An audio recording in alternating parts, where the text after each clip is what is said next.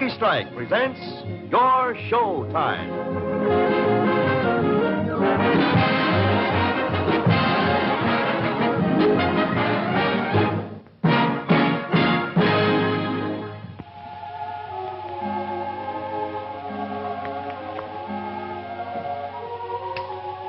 Come in, come in. It's time again for your showtime. The hour for another story. The Adventure of the Speckled Band, this one's called. It's based on a story by Sir Arthur Conan Doyle about the most famous detective of all time, Sherlock Holmes. It's about one of Mr. Holmes' best cases, one of his very best. With one murder 2 years old, and another murder that's not yet happened. The beginning of this adventure wasn't at all unusual, at least not for Mr. Holmes. Just a knock on the door of the bachelor quarters that he shared with Dr. Watson. A knock on the door by a stranger, of course.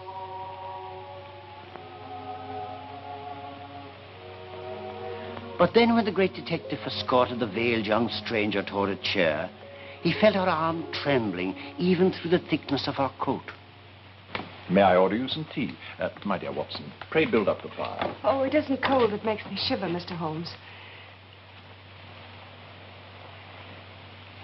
It's fear. And there was no one else you could turn to? Well, I know of what you did in the Farintosh case, and... Yes, we almost ended up on the bottom of the Thames in that one. And I can't ask help of the two people I should. Your father and a young gentleman. Well, you know of me? No, but you wear no wedding ring. And if your mother were alive, she would be with you. Yes, she died many years ago. Mr. Holmes, my fears are so vague and based upon so little. Both of them think I'm demented. Perhaps I am. From what I can observe, no more so than I, or good Dr. Watson here. Possibly even less than he. Huh? Oh, no. Your trouble, then, seems to date from the death of your mother. No, from the time she married my stepfather, Dr. Roylott. That was in India, Mr. Holmes.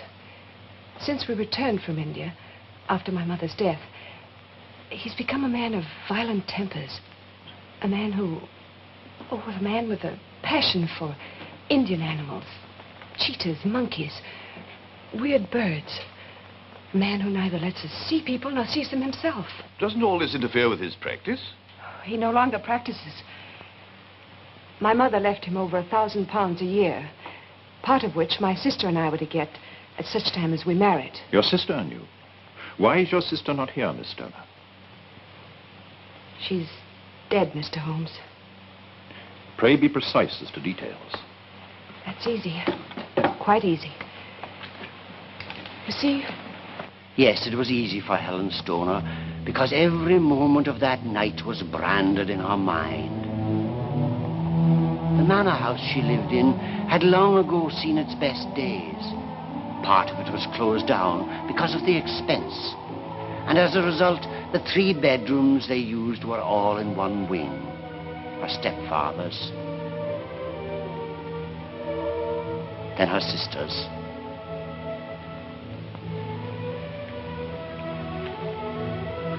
And then her own.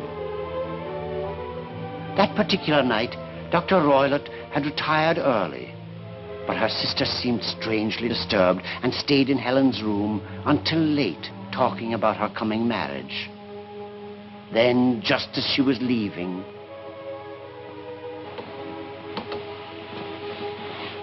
Tell me, Helen, lately have you heard a strange sound in the middle of the night? Why, no, Jean. Why? Well, I have. It awakens me each time, a low, clear whistle. But I can't tell from where it comes. Oh, probably those gypsies camping near here. Well, then why didn't you hear it? Well, you know I'm a sound sleeper, dear. I suppose it's my imagination. Jean, lock your door tonight. I always do. Good night, dear. Good night.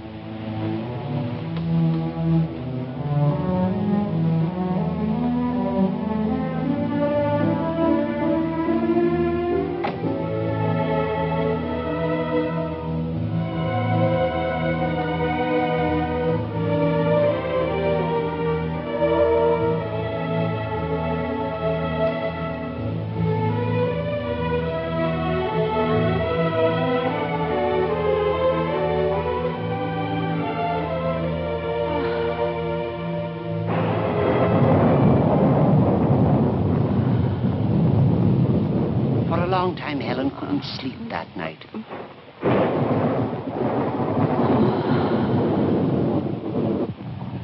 Then when it seemed she'd closed her eyes only a single moment,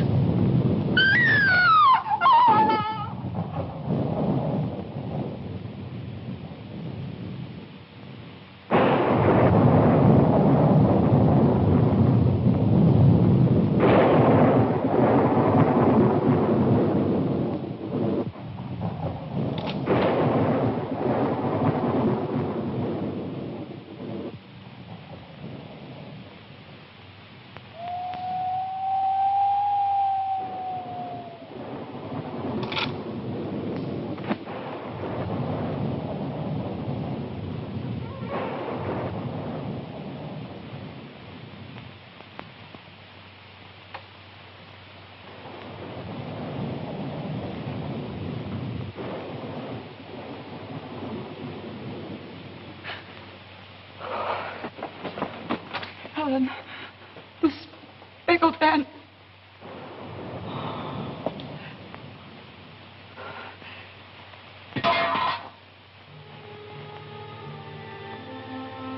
I called for my stepfather, but there was no longer anything even a doctor could do. Are you sure of the whistle and the metallic sound? Well, at the time, I was certain I heard it. But there was the storm and my own terror. Could a thief have... No. The only entrance to any of the bedrooms is the hallway door. Stout oak, Mr. Holmes, 3 inches thick. Perhaps the windows. The shutters are framed with iron bars. They were closed and locked. And the walls? The walls are solid masonry. Flooring without a break. The room was a sealed box, then? Yes. And the inquest? They found nothing. There were no marks of violence on her. The coroner called it fear and nervous shock. But, Mr. Holmes, I know now that it was murder. Why now, 2 years after? Well, a few days ago, some repairs were started, and the wall of my bedroom had to be pierced, so I moved into my sister's room. Last night, I heard the same clear whistle I heard the night my sister died. Miss Stonor, the Speckled Band. Have you any idea what your sister could have meant? Well, I told you of the gypsies. Perhaps it was the spotted handkerchief they wear around their heads. Has there been any change in your personal life? I want to know whatever it is, be it so trivial as a new dressmaker or a new coachman. Well, it isn't as trivial as that. My stepfather has given his permission, and this spring I'm to marry a very dear friend of mine, a Mr. John Armitage. Could you perhaps give me some information about him? Well,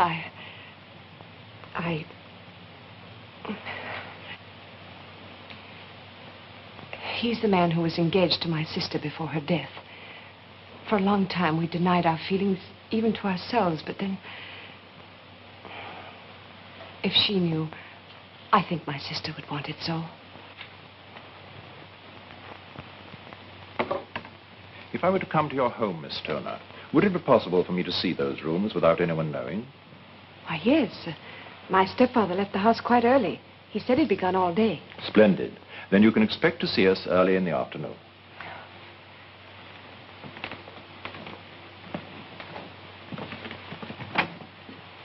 Goodbye, Mr. Holmes. Goodbye. Thank you very much. I leave here feeling differently than when I came.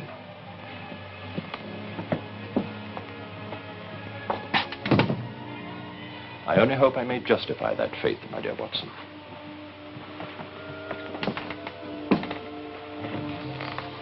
Walls, doors, and window, impassable. A stepfather who loses part of an inheritance if the daughter marries.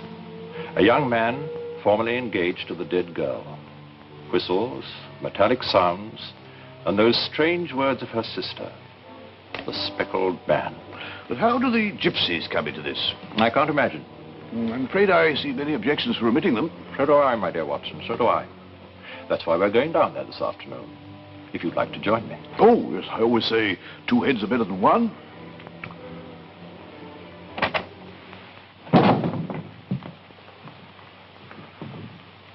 Which one of you is Holmes? My name, sir. I am Dr. Roylott. Indeed. So now we have 2 doctors in the house. This is Dr. Watson. What did she want? Who? I know my stepdaughter was here. Since it's obvious you're determined to deduce matters for yourself, what need have you for asking a detective? I saw her leave here. What has she been saying to you? That, sir, unless you are a crystal gazer, you shall never know. And now leave my quarters. Very well, I shall. But I give you final warning to stay out of my affairs. And if you are tempted to forget, let that be a reminder to you.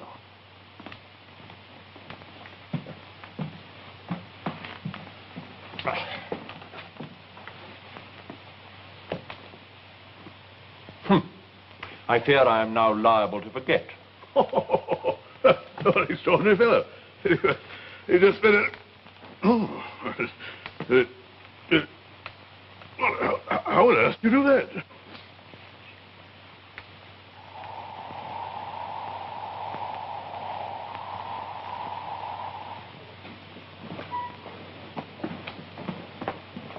I'm glad you were able to get here this early. It will give us some time before my stepfather returns. Unfortunately, we had the pleasure of meeting him a few minutes after you left. He'd followed you. Well, what will happen? Well, we're here now, Miss Stonor. However, as we don't know how much time we have before he returns, we'd better make the most of it. Well, what would you like to see first? Your own room.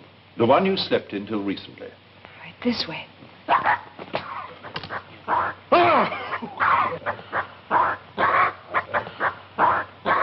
I've told you about the strange animals he keeps. Seeing's believing, Miss Stonor.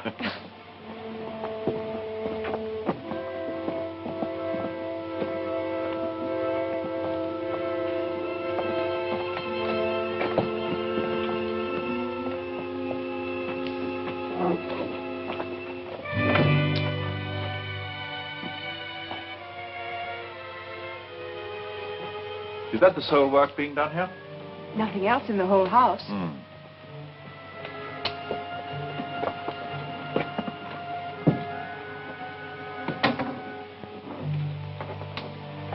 Watson? Ah, thanks.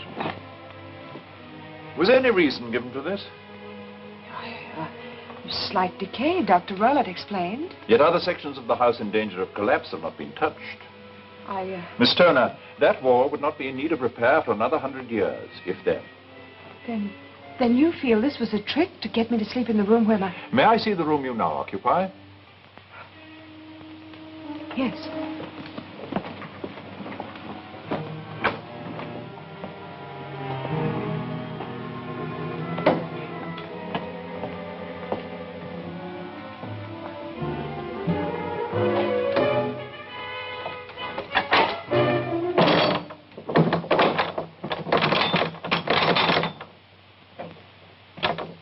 Are these the same shutters as when... Yes, they were always there. Yeah.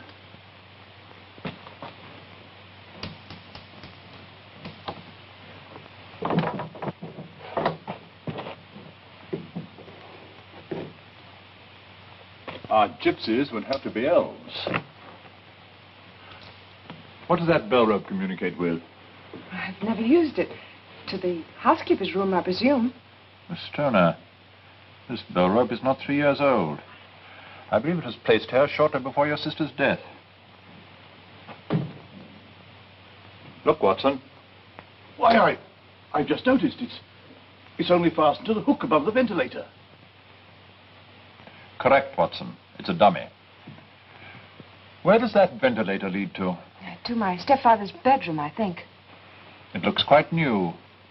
I believe it was placed there about the same time as the bell rope. Bell ropes that don't ring. Ventilators that do not ventilate.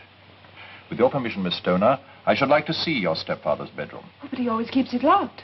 An admirable precaution. But if the housekeeper should see me... You stay here until we're ready. Come, Watson.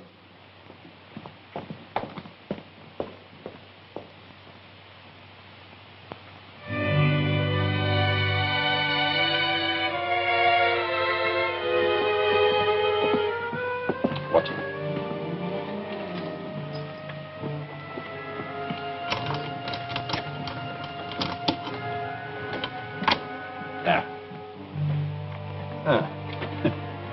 I feel quite ashamed to take advantage of so old a lock. What are you doing?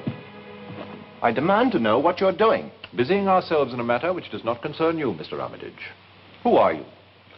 Friends of Miss Stonor. Working in her best interest, that is all I can tell you. That's not sufficient for me. John! Helen, who are these men? And what are they up to? The young lady is not at liberty to inform you, sir. John, please trust me until... Oh, what are you doing back? You told me you'd be gone at least a week. I felt there was something wrong here and canceled my trip. Please go now. I'll go. You can reach me at the inn. I'll be there until tomorrow. But no longer. It's tonight we must think of, Miss Stonor, not tomorrow.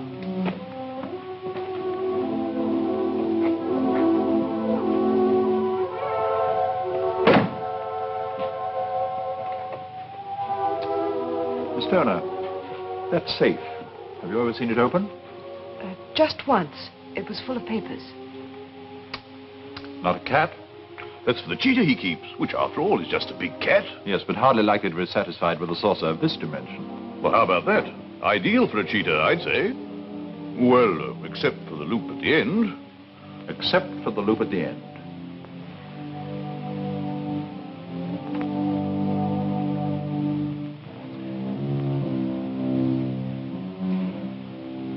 Miss Stonor, I must warn you. It is absolutely essential that you follow my advice in every respect. Then you know the cause of my sister's death? It is impossible to say without further proof. For one of the few times in my life, I find the facts and my instinct completely at odds. I would like to gamble on my instinct. I should too. Good. There is a lamp in your bedroom similar to that one. This evening, you will wait until you hear your stepfather retire. You will then open the shutter to your window, undo the hasp, and place the lamp on the sill. Following that, you will spend the rest of the night in your own room, the room that is being repaired. The rest, you will leave to me. What is that rest, Mr. Holmes? I shall spend the night in the room where your sister died. Oh, how about me? There is a distinct element of danger. Huh, sounds all the more inviting. I was hoping you'd say that. Storm coming up. A night like the one my sister died.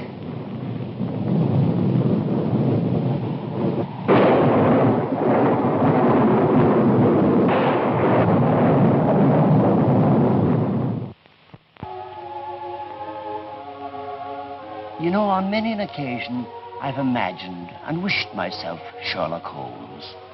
In his world, a fact was a fact. Not a balloon made of the fragile tissue of hearsay, blown up by the winds of rumor.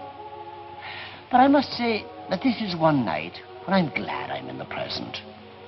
I'm not standing outside that house waiting for this, and possibly death, in whatever terrible and incalculable form it might come.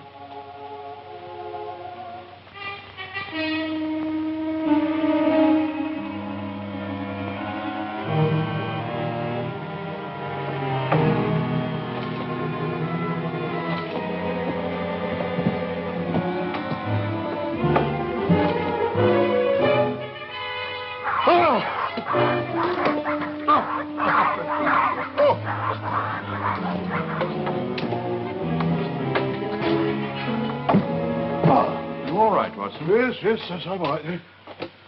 Oh. There. Well, I suppose this is about as close as I can get to the bell rope. The bell rope? Well, if that's what you're interested in, why not just move the bed? Try it. Yeah. Oh, well, that's a... I suggest that you abandon the attempt. Why, it must be fastened to the floor. Precisely. So as to be directly under the bell rope and the ventilator. But that opening so small, no human being could get through. Correct.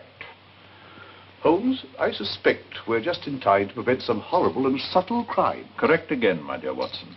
Pray turn down the lamp.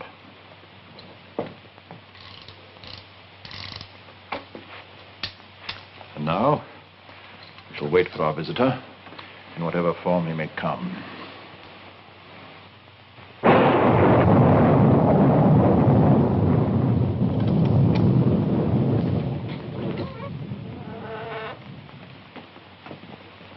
Yes, Mr. Armitage? I heard a noise. I was frightened for Helen.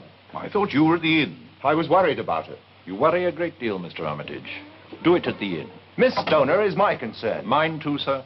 We'll see if it is. To the police. Splendid. If you persist in annoying us, we shall undoubtedly have need of the police to attend to you.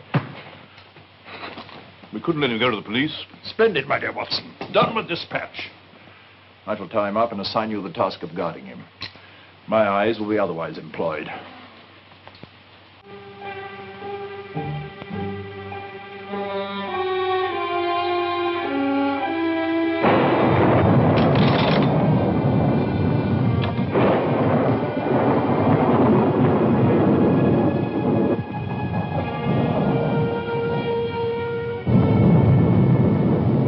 Never fear, Holmes. Eternally vigilant.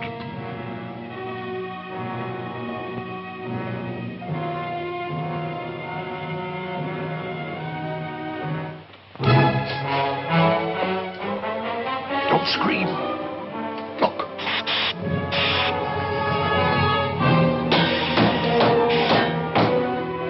What is it? Ah! Whose room is that? Follow me. Armitage! He's gone! Quickly, Watson!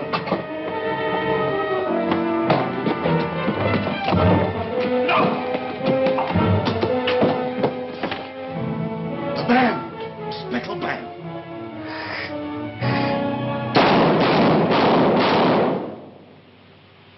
Swamp adder. Roylott must have died within 10 seconds of being bitten.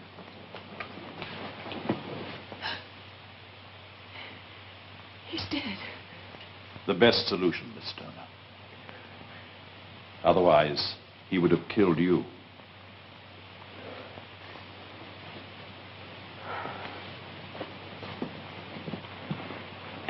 Helen, are you all right? Yes, she's all right. No thanks to you. Where have you been? No one was going to keep me tied up with Helen in danger. I let him escape. Thought it better not have anyone tied up with that serpent coming into the room. Tell me, darling, what happened? That you shall know all in good time. But for the present, I suggest that you pour us all a glass of soothing spirits. Dr. Watson and I will join you shortly. What did happen, Holmes? Quite simple, Watson. Quite simple now. But it wasn't then. The ventilator, the bell rope, and the repairs to the other room set me on the track. However, I didn't know that the snake was kept in there and handled with that loop on the end of the whip. Nor that Dr. Roylott needed some means of recalling the snake once it had crept through the ventilator. He used the milk for that, the milk and the whistle, which signaled the animal when it was time for it to be fed. Must have been a clever man to think of using a snake whose bite could not be detected. And he must have been a patient one to train it to respond to the whistle. Yeah, but not so clever or patient as you, my dear Holmes. Us, Watson. Huh? Oh, well, if you say so, yeah.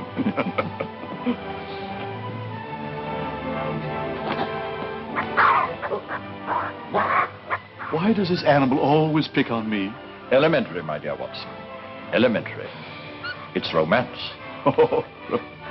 Romantic.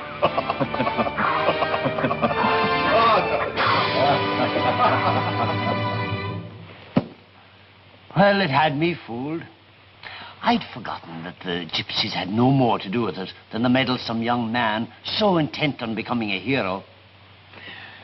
However, I suppose that's why I'm a bookshop man and not a great detective.